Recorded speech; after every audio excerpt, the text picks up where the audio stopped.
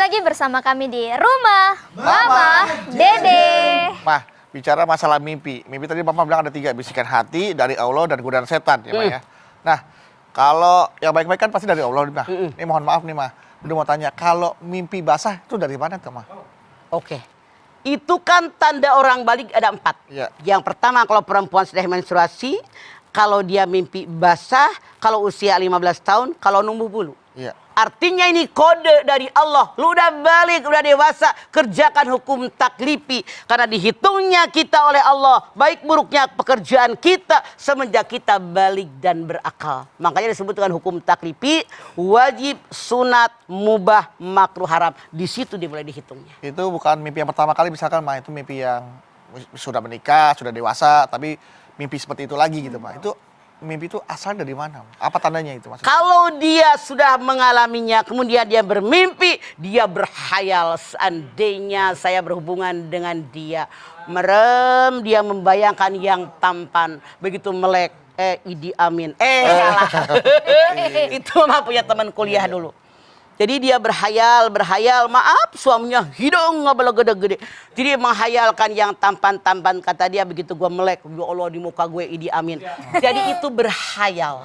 Makanya hidup jangan dalam hayalan, capek dalam kenyataan. Tetap berpijak di tanah, jangan hidup di awang-awang, menderita batin. Artinya bisa jadi tuh godaan setan ya, makanya katanya setan tuh bisa mensuasanakan mimpi kita gitu ya, Ma? Betul. Makanya itu dia Mama bilang tadi yang Ipah tanya. Iya, Ma. Sebelum tidur kita berwudu, Fatihah, Kulhu, Falak, Binas, ayat kursi. Kenapa? Dengan berwudu artinya setan tidak berani menyentuh kita.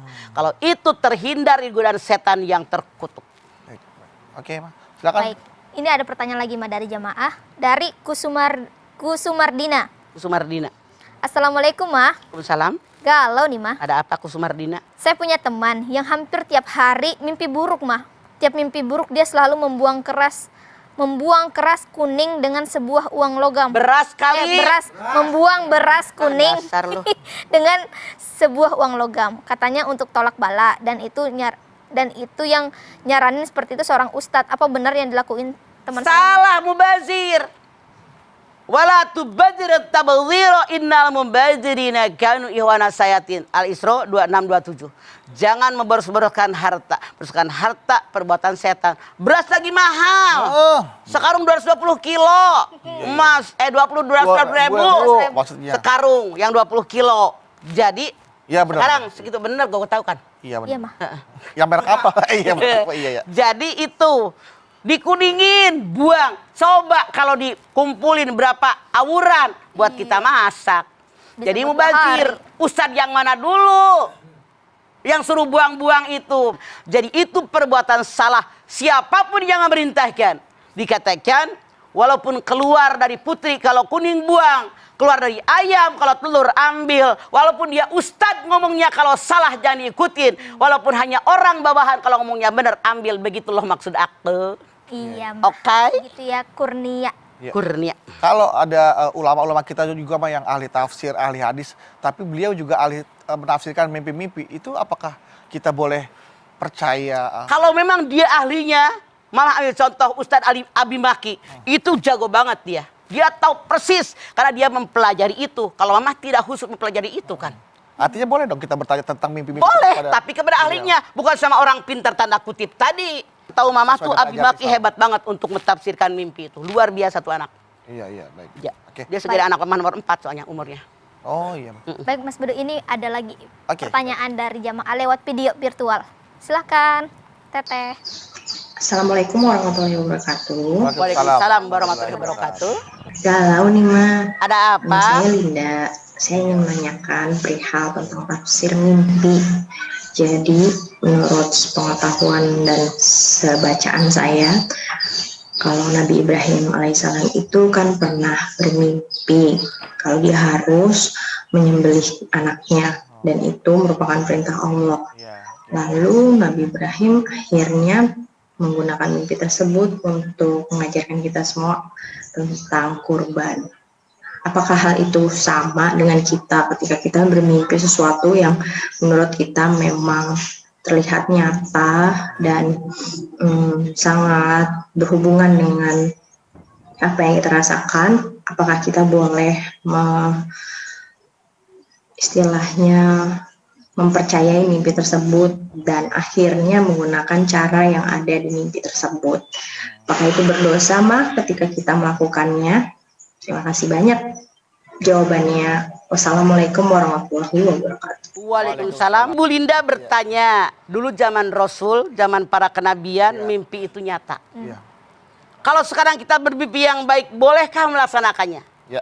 Kita ambil hadis Nabi besar kita Muhammad SAW mengatakan, kalau kalian bermimpi yang baik, tidak usah bercerita kepada orang lain. Kalau kalian mimpi buruk, meludah ke kiri 3 kali. Saran saya, kalau memang mimpi itu baik, sesuai dengan anjuran agama, kenapa tidak kita semakin beribadah, mengikuti aturan tadi. Misalnya, dalam mimpi ada ngebayang kalau pengen selamat, banyak sholat, banyak baca Quran, banyak puasa sunat, itu diikuti. Seperti itu. Kalau memang mimpi itu baik, kenapa tidak? Karena memang di zaman kenabian, betul itu perintah Allah, wahyu daripada Allah. Contoh kayak Nabi Ibrahim, kayak Nabi Yusuf.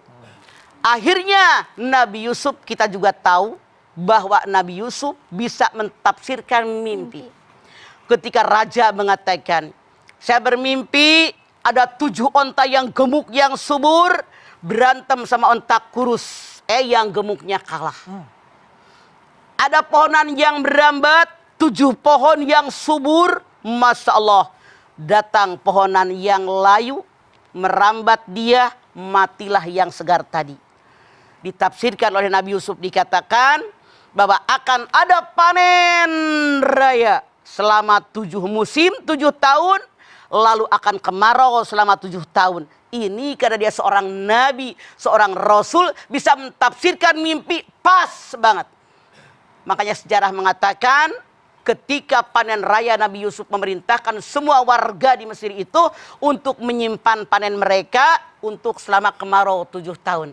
Di situ sejarah. Akhirnya keluarga Nabi Yakub, kakak-kakaknya Nabi Yusuf tadi datang mencari makanan ke tempat dia. Kan sejarah juga yang mengatakan.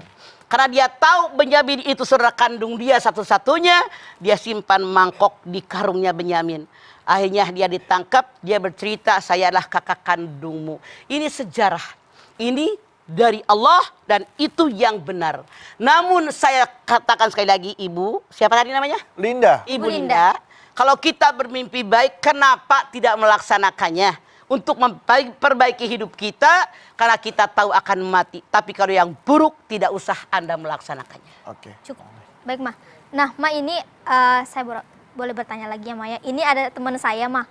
Dia belum menikah tapi pengen sekali menikah. Akhirnya dia tiap malam selalu selalu minta jodoh sama Allah gitu. Dipertemukan jodohnya. Akhirnya dia beberapa kali mimpi ketemu sama perempuan, mah. Perempuan itu ternyata teman lamanya, mah. Nah, dia akhirnya berpikir, jangan-jangan ini jodoh saya nih, ini jodoh saya. Akhirnya dia bertemu dan langsung mengatakan, saya berapa kali mimpin kamu, jangan-jangan ini. Itu gimana? Boleh jadi itu tanda dari Allah. Inilah yang terbaik. Karena kalau teman kuliah yang lama, sekian tahun kita bareng-bareng, udah tahu baik buruknya tabiat dia. Artinya Allah siapkan, ketemu dengan dia, boleh jadi. Tapi seandainya bukan jodoh Anda, jangan memaksakan kehendak. Karena Allah yang tahu kebutuhan kita. Wa sa'an takrahu syai'an wa huwa khairul lakum, wa sa'an tuhibu syai'an wa huwa syarrul lakum, wallahu ya'lamu wa antum la ta'lamun. Allah tahu kebutuhan kalian, kalian tidak tahu apapun. Jadi yang penting kita berusaha maksimal, diiringi dengan doa, hasilnya serahkan kepada Allah. Ngimpi ketemu teman kuliah tahun sekian, ngimpi berkali-kali, kita boleh berusaha. Siapa tahu jodoh saya. Mohon sama Allah kalau memang benar dekatkan kepada saya. Kalau memang menyesatkan saya, keluarga saya, masa depan saya, dunia akhirat saya, Anda istikharah yang banyak, jawabannya Allah berikan kepada Anda.